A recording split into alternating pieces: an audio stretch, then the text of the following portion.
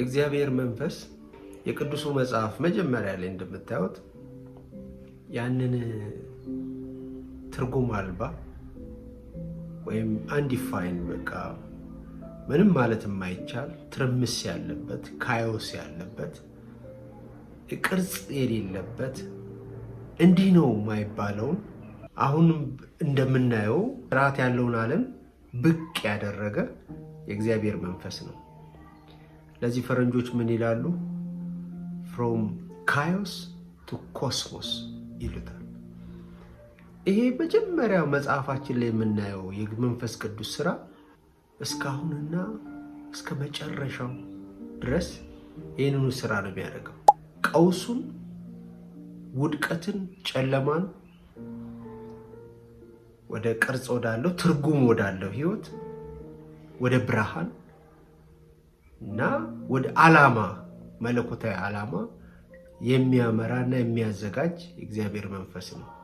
ብዙ መንገድ እንተረጉመዋለን እኛ በቤተ ክርስቲያን ውስጥ የተሰበረውን ሲጠግን፣ የታመመውን ሲፈውስ፣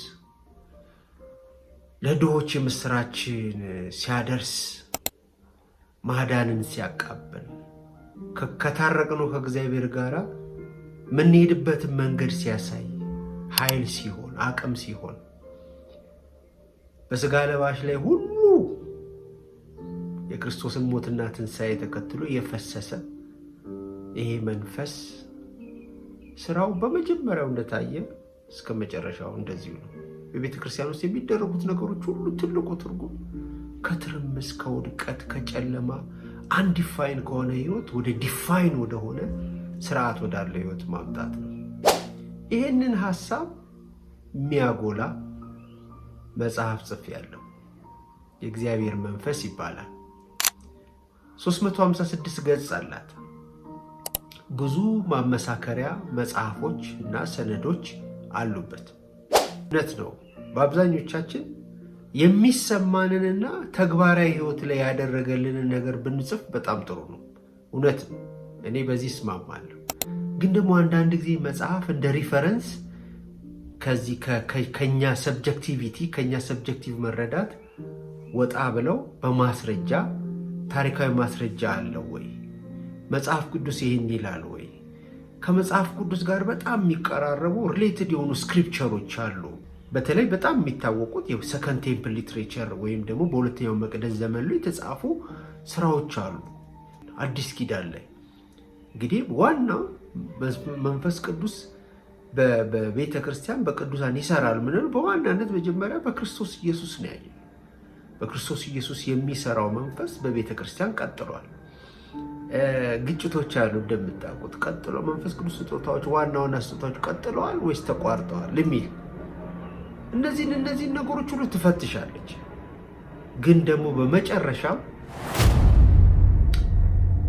ኒውማቶሎጂ የ21ኛው ክፍለ ዘመንን አሁን ያለንበትን ክፍለ ዘመን ነገረ መንፈስ ቅዱስ እንስራ ካልን ብዝሃነትን ማሰብ እንዳለብን ከአጥራችን ውጭ ያሉትን የክርስቲያን ማህበረሰቦችን ማሰብ እንዳለብን ታሳስባለች።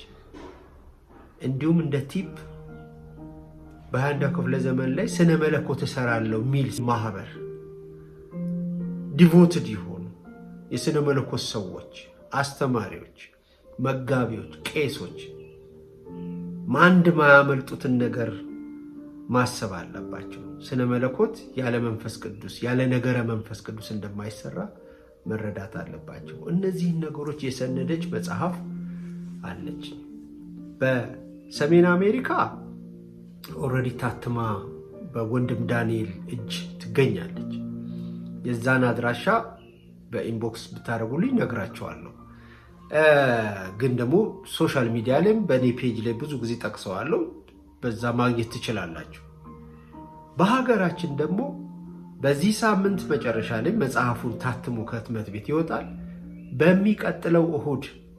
በሚቀጥለው እሁድ ያውም በእኛ ግንቦት 30 መሰለኝ ግንቦት 30 ላይ እንመርቃታለን። ኦፊሻሊ ዲስትሪቢዩት ትሆናለች ማለት ነው። በዛን ቀን ትንሽ ዝግጅት እናዘጋጃለን። የምስጋና ፕሮግራም እናዘጋጃለን። ይሄ የምስጋና ፕሮግራም ግርግር የለውም።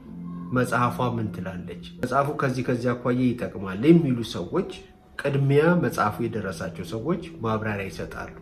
ውሃ እንጠጣለን፣ ቡና እንጠጣለን።